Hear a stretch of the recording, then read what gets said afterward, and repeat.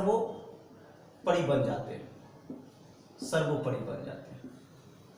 हम व्यापारी थे, व्यापार करने के लिए आए, हमने मौका दिया, और हमने मौका दिया तो वो आपके यहाँ धीरे धीरे सर्वोपरि बन गए। और ये आपके यहाँ पहले विदेशी नहीं थे, और भी विदेशी आपके यहाँ आए, विदेशी आए, लेकिन ये ऐसे विदेशी हैं जो भारतीय के ही रह गए,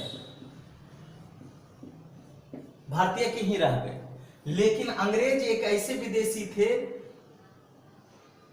अंग्रेज एक ऐसे विदेशी थे जो भारतीय को अपने अनुसार बदल दिए, भारतीय को अपने अनुसार बदल दिए। इस बात की हम पुष्टि करेंगे आपको। पहले ये समझिए कि अंग्रेज जब आपके यहाँ आए व्यापार करने के लिए, और व्यापार करने के साथ साथ धीरे धीरे वह आपके राजनीति में हस्तक्षेप करने लगे। राजनीति में हस्तक्षेप करने के बाद वो सर्वोपरि बन जाते हैं। तो सर्वोपरि जो बनते हैं, तो ये 3 चरण में आपको देखने को मिलेगा कि कैसे क्रमबद्ध रूप से वो आपके यहाँ सर्वोपरि बनते हैं। तो सबसे पहले उनकी एक नीति थी जो लॉर्ड क्लाइव द्वारा लाई गई थी, लॉर्ड क्लाइव द्वारा। वो नीति थी घेरे की नीति। अब घेरे की नीति को समझिए। अब ये मान लीजिए कि ये बड़ा क्षेत्र है, कोई भी बड़ा क्षेत्र, मान लीजिए ये आपका पटना है। पटना के आसपास जितने भी छोटे छोटे गांव, कस्बे या सब डिवीजन ये सभी हैं, इनको अपने संबंध के माध्यम से घेर लेते थे।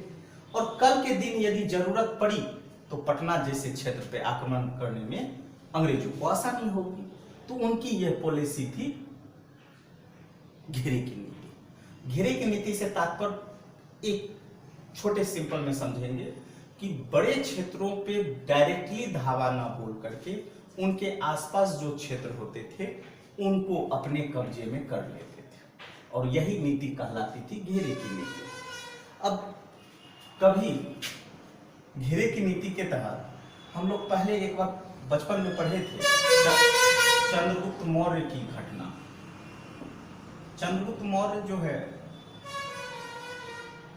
जब मगध पे आक्रमण करते हैं तो वो उन्हें हार का सामना देखना पड़ता है, और हार का सामना देखना पड़ता है तो एक बार वो किसी कुटिया में जाकर के छुप गए थे। तो रात में एक माँ अपने बेटे को रोटी खिला रही थी, और रोटी जो गर्म दिया तो वो डायरेक्टली बीच में तोड़ने का प्रयास किया, और बीच में तोड़ने का प्रयास किया तो उनका हाथ जल गया, और हाथ जल गया तो उसकी माँ बोलती है, तुम चंद्रगुप्त मौर्य की तरह कार्य करते हो, जब भी खाओ तो किनारे से खाओ ताकि तुम्हारा हाथ भी ना जले। और अंग्रेजों की यही पॉलिसी यहाँ हमें देखने को मिलती है, घेरे की नीति, कि डायरेक्टली हम बड़े क्षेत्रों पे धावा ना बोल करके छोटे छोटे क्षेत्रों पे धावा बोलेंगे, और उसके बाद उस बड़े क्षेत्र को हम अपने अधीन कर लेंगे।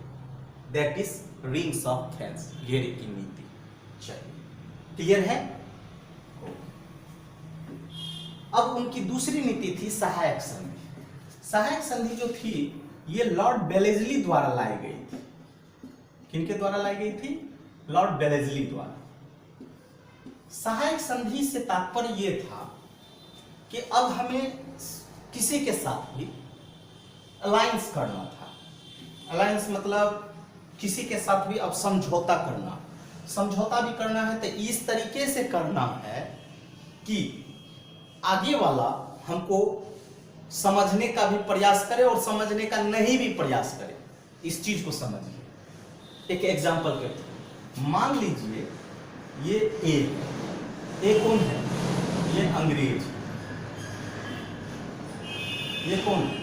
अंग्रेज, ठीक है। और बी कौन है? भारतीय प्रांत। कौन है? भारतीय प्रांत। कोई भी प्रांत हो सकते हैं, चाहे बंगाल हो, मैसूर हो, मराठा हो, या पंजाब हो, या कोई भी भारतीय प्रांत। सी भारतीय प्रांत। आसान शब्दों में समझिए, सी आसान मतलब सी भी क्या थे, भारतीय प्रांत। ए कौन है, अंग्रेज। बी कौन है, भारतीय प्रांत। सी कौन है, भारतीय प्रांत। अब यहाँ पे भारतीय भारतीय आपसे आपका पड़ोसी ही जलता है, और यही अंग्रेजों ने फायदा उठाया कि भारत में यूनिटी नहीं है, एकता नहीं है, और एकता नहीं है तो हम इसका फायदा उठा सकते हैं। इससे पहले हमने यह बताया था आपको कि अंग्रेज कैसे भारत के विजेता बने, इस पे हमने एक YouTube पे डाला है। तो यहां अब समझिए कि उनकी जो दूसरी पॉलिसी थी सहायक संधि, जो लॉर्ड वेलेस्ली द्वारा लाया गया, ये 1799 से लेकर के मतलब 1800 से मान लेते हैं, 1800 से लेकर के 1850 तक रहता है, और ये 1757 से लेकर के 1800 तक रहता है। ठीक है, अब यहां पे देखिए, ए कौन, अंग्रेज। बी कौन, भारतीय प्रांत। सी कौन, भारतीय प्रांत। ए ने कहा बी को कि सी हमला करने वाला है। सी हमला करने वाला है। कौन हमला करने वाला है, सी हमला करने है। मतलब अंग्रेज ने कहा भारतीय प्रांत को कि तुम पे कोई भारतीय प्रांत हमला करने वाला है। मतलब मान लीजिए ये मैसूर है, मैसूर के बगल में आपको निजाम है, निजाम सपोज करते हैं निजाम हमला करने वाला, तो मैसूर डर गया, मतलब भारतीय प्रांत डर गया। बोलो हम क्या करें, तो अंग्रेज ने बोला कि देखो तुमको करना कुछ नहीं है, करना क्या है, तुमको सेना रखना है। क्या रखना है, सेना रखना। बोला बोल, तो अंग्रेज फिर बोला अच्छा ठीक है, सेना हम रखेंगे तो इससे क्या होगा। बोला कल के दिन ये आक्रमण करेगा तो तुम अपने से फैसला कर लेना। बोला बोल, अच्छा बात है। तो फिर अंग्रेज बोला कि देखो सेना हम दे रहे हैं तो सेना का वेतन कौन देगा। हम तो नहीं देंगे ना, सेना का वेतन तुम देना। तो सेना का वेतन कौन देने लगा, भारतीय प्रांत। बोला यदि तुम वेतन देने के लायक स्थिति में नहीं हो तो तुम हमको क्या दो, धन दो, जमीन दो। ठीक है, ओके, कोई दिक्कत नहीं। बोला ठीक है। अच्छा, बोला कि कल के दिन तुमको और सीने का आवश्यकता पड़ेगा तो हमें कैसे पता चलेगा, इसके लिए तुम एक रेजिमेंट रखो। क्या रखो, रेजिमेंट रखो। बोला ओके, रेजिमेंट रखो। रेजिमेंट का प्रमुख कौन बनेगा, अंग्रेज। और ये अंग्रेज इस भारतीय प्रांत पे नजर रखेगा कि ये क्या कर रहा है, नहीं कर रहा है। ठीक है, इस तरीके से मतलब आप ये समझिए कि सेना किसका, अंग्रेज का। वेतन कौन दे रहा है, भारतीय प्रांत। जमीन किसका जा रहा है, भारतीय प्रांत का। रेजिमेंट किसका है, अंग्रेज का। सी कभी भी हमला नहीं किया बी पे, सी कभी भी हमला नहीं किया बी पे, लेकिन ए इसके साथ सब्सिडरी अलायंस कर लिया, एक सहायक समझौता कर लिया कि कल के दिन इन फ्यूचर में यदि तुम्हारे साथ ऐसा होता है तो ऐसा होगा। मतलब भारतीय सेना का ही प्रयोग करके वो क्या कर रहा है, भारत को अपने कब्जे में ले रहा है, भारत को अपने कब्जे में ले रहा है। इस तरीके से सी कभी भी बी पे आक्रमण नहीं किया, सी कभी भी बी पे आक्रमण नहीं किया। तब सी का क्या लॉस हुआ, बी को तो घेर लिया, अब सी के ऊपर यह होगा कि फिर नेक्स्ट बोलेगा, ए बोलेगा मतलब अंग्रेज बोलेगा कि सी को कि बी हमला करने वाला है। सी फिर वही कंडीशन, डर गया, डर के मारे बोला कि ओ क्या करे, तो सेना रखो ना, मेरा सेना रखोगे तो उसको वेतन दो, वेतन नहीं दे सकते हो तो जमीन दो, और एक रेजिमेंट रखो, एक रेजिमेंट रखो।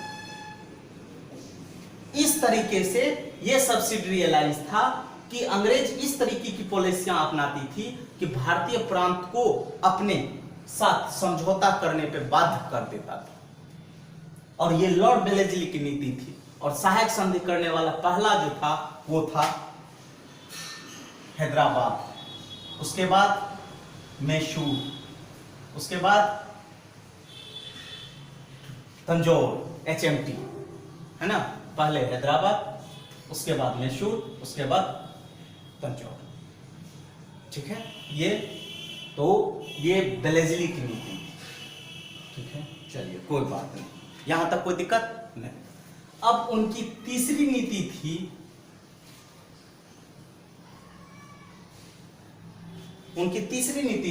व्यक्तिगत का सिद्धांत। इसे हम लोग बोलते हैं हड़प नीति, और ये जो है डलहौजी द्वारा लाया गया था। डलहौजी आए, ये बोले बाबू अब हम सीधे जितना भी आपके भारतीय प्रांत हैं, मान लीजिए ये भारतीय प्रांत है, इस सब के साथ कहीं ना कहीं या तो सहायक संधि के साथ घिरा हुआ है। अब ये हड़प नीति के साथ बोला कि नीति बना दिया, जिसको पुत्र नहीं है वो गोद नहीं ले सकता है, और दूसरा जितना भी राज्य है वह स्वेच्छा से हमारे साथ मिल लो, स्वेच्छा से हमारे साथ मिल जाओ, यदि नहीं मिलते हो तो हमारे साथ युद्ध करो। अब सभी भारतीय प्रांत ये जान रहे हैं कि मिलने में ही फायदा है, यदि नहीं मिलते हैं तो अंग्रेज तो हमारे साथ पहले से ही वो रणनीति अपना चुका है, घेर चुका है कि वो क्या करेगा, अटैक कर देगा। तो उनकी हड़प नीति थी। हड़प नीति के तहत उन्होंने पूरे भारत को बोला कि अब मेरे साथ मिल जाओ। अब जितने भी प्रांत थे वो सभी स्वेच्छा से मिल गए, और जो नहीं मिले तो उन्होंने युद्ध किया, और वो युद्ध लक्ष्मीबाई के जैसे के रूप में हो, नहीं दत्तक पुत्र लेने की प्रथा समाप्त कर दी गई, तो दत्तक पुत्र के अगेंस्ट में 1857 का क्रांति देखेंगे हम लोग। ठीक है, तो 1857 की क्रांति में एक कारण यह भी रहेगा कि व्यक्तिगत का सिद्धांत का उल्लंघन। ठीक है, तो ये अंग्रेजों की तीसरी पॉलिसी थी। मतलब इसके तहत ये था कि तुम या तो हमारे साथ स्वेच्छा से मिल जाओ या तो हमारे साथ युद्ध करो। और भारतीय प्रांत जान रहे थे, जो कमजोर टाइप के थे, तबके के थे, कि युद्ध करेंगे तो हार तो मेरी सुनिश्चित है, क्योंकि इससे पहले उनकी पॉलिसियां क्लियर थी। चलो, उसके बाद अधीनस्थ पार्थक की नीति थी। अधीनस्थ पार्थक की नीति के तहत था कि अब भारतीय रैयत, भारतीय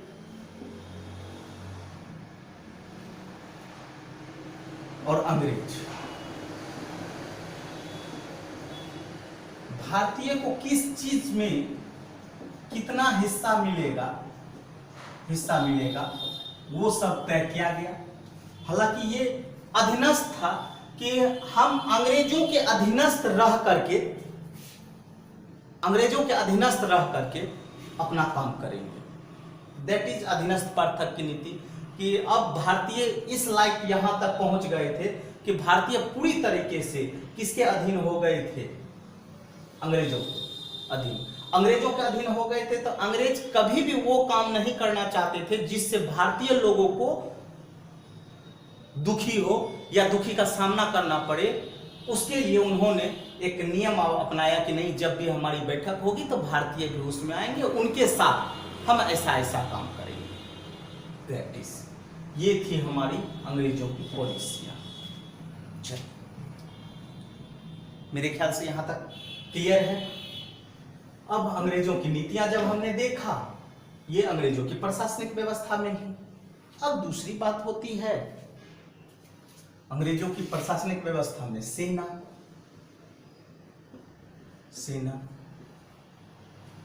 यहां सेना से तात्पर्य यह समझिए, एक एडमिनिस्ट्रेशन चलाने के लिए सेना की आवश्यकता पड़ती है, और ये भारतीय सेना थी। ये कौन सेना थी?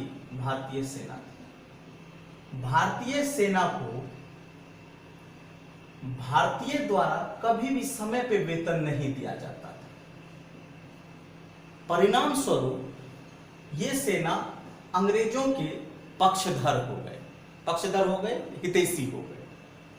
मतलब भारत को यदि विजय मिली है, भारत में यदि अंग्रेजों की विजय मिली है तो वह एक्चुअल में भारतीय द्वारा ही विजित की गई, क्योंकि ये यदि भारतीय सेना साथ ना देते तो कुछ अलग ही रुख होता। तो ये प्रशासन चलाने के लिए एक सेना की आवश्यकता बहुत जरूरी है, और सेना की आवश्यकता जरूरी है तो सेना के लिए उन्होंने एक पॉलिसी अपना दिया कि सेना ये ऐसे व्यक्ति हैं, भारतीय हैं, जो इसके अंदर रंग से तो ये भारतीय है, लेकिन इसके अंदर जो रक्त प्रवाह हो रहा है वह किसी अंग्रेजी नस्ल का है, अंग्रेजी खून का है। और ये भारतीय, तुम कितना भी बड़ा तबका काम कर लो क्यों ना, तुमको हवलदार से ऊपर पोस्ट में नहीं दिया जाएगा। मतलब इनका शोषण किया जा रहा था। ठीक है, वो परिणाम में हम लोग देखेंगे, परिणाम में देखेंगे। चलो नेक्स्ट, पुलिस व्यवस्था। पुलिस व्यवस्था अंग्रेजों की जो प्रशासनिक व्यवस्था थी उसके तहत ये था कि नहीं, अब भारत में सुप्रीडेंट ऑफ पुलिस, एसपी, ये सब का गठन किया गया था।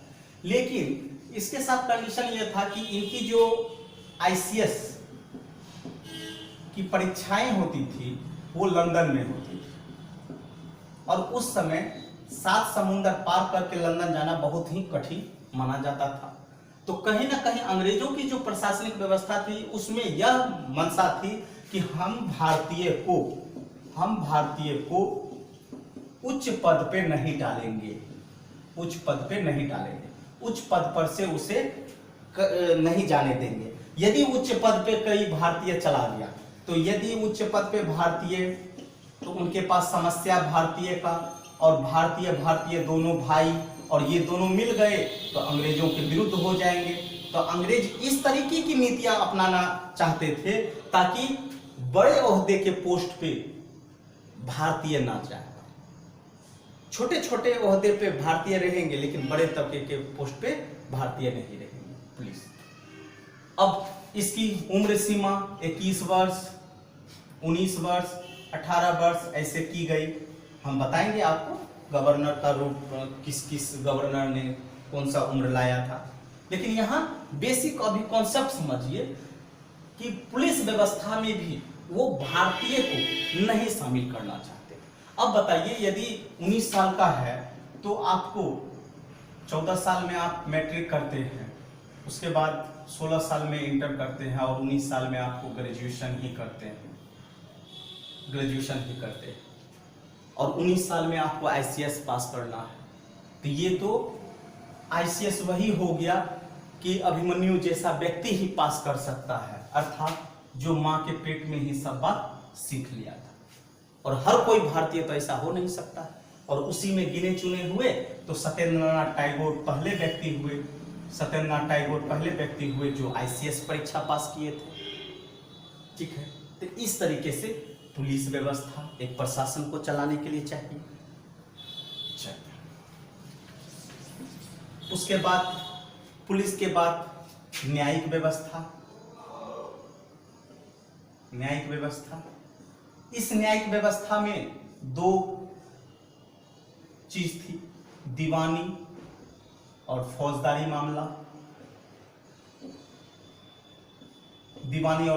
मामला। यहां पर भी भारतीय को कहीं ना कहीं उच्च तबके पर, उच्च पोस्ट पर सहमति नहीं थी, मतलब जाने की बंदिशें थी। और उनके साथ कि मान लीजिए कि यहाँ जज बनेगा, तो जज बनेगा तो कौन बनेगा? अंग्रेज बनेगा। अंग्रेज अब अंग्रेज जज बने तो उनकी भाषा क्या है? अंग्रेजी। और इस जज के पास मुद्दा कौन सा जाएगा? भारतीय का। और भारत में जो है अनेक भाषाएं बोली जाती हैं, हिंदी के साथ साथ अनेक भाषाएं बोली जाती हैं। अब समस्या यहाँ जज के पास मेटर गया क्षेत्रीय रीजनल भाषा की। अब यहाँ पे बोला कुछ जा रहा है और जज समझ कुछ और रहे हैं। तो ऐसी कंडीशन हो गई कि अंग्रेजों की न्यायिक व्यवस्था भी इस तरीके से हो गई कि यहाँ बीच में भाषा एक माध्यम बन गया कि किस भाषा में न्याय दिया जाए, क्योंकि भारतीय को अंग्रेजी भाषा आती नहीं है और जज जब भी बनेंगे अंग्रेज बनेंगे तो उनकी भाषा तो अंग्रेजी है, लेकिन भारतीय की भाषा तो अंग्रेजी नहीं है। तो यहाँ एक मुद्दा आया कि अब किस भाषा से हम जज समझे। अब डिपेंड करता था कि जज के मूड पे, जज कैसा है, किस मूड में है। ऐसा कभी कभी ऐसा भी हुआ कि जो व्यक्ति गुनाह करके गया है ना, उसे बरी कर दिया गया, और जो व्यक्ति बेगुनाह है उसे सजा दे दिया गया है। क्यों? कम्युनिकेशन गैप हो गया। जब समझ पड़े खत्म हो गई तो वो चीज जो है न्यायिक व्यवस्था में देखने को मिला। तो इसी का चीज उनकी एक आई शिक्षा व्यवस्था।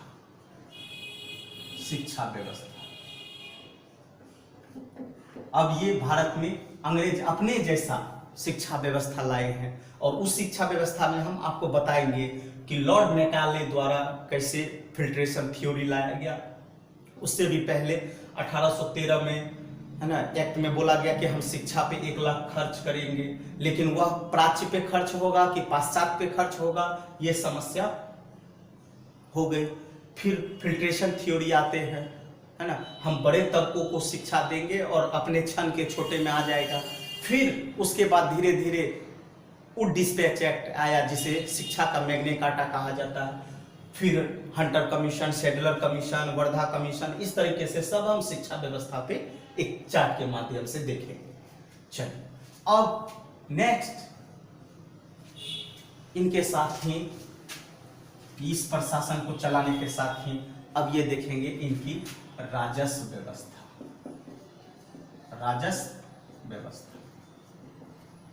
अर्थात आर्थिक। इस राजस्व व्यवस्था में हम लोग जमींदारी व्यवस्था, महालवाड़ी व्यवस्था और रैयतवाड़ी व्यवस्था, ये तीनों को हम लोग डिस्क्राइब करके देखेंगे राजस्व व्यवस्था। ठीक है, अब इन सभी में परिणाम जो निकलेगा उसको भी हम लोग देखेंगे। अंग्रेजों का आर्थिक प्रभाव, ठीक है, यहां से हमारा उभर करके आएगा, और इन सभी में जब परिणाम उभर करके आएगा तो 1857 का विद्रोह होगा। तो ये सभी जाने से पहले बस यहाँ बेसिक समझ गए कि अंग्रेजों की प्रशासनिक व्यवस्था देखने के लिए आपको अंग्रेजों की नीतियां देखा, सेना देखा, पुलिस देखा, न्यायिक व्यवस्था देखा, शिक्षा देखा, राजस्व व्यवस्था देखा। और कल हम लोग डिटेल से न्यायिक, शिक्षा व्यवस्था और राजस्व व्यवस्था पे चर्चा करेंगे। धन्यवाद। आज के लिए इतना है। कोशिश करता हूं कि आप लोग को बेहतर कॉन्सेप्ट देने के साथ एक आप लोग भी अपनी समझ विकसित करें, और समझ विकसित करने के बाद उनकी पढ़ाई, आपकी पढ़ाई रणनीति अच्छी से चलती रहे। धन्यवाद।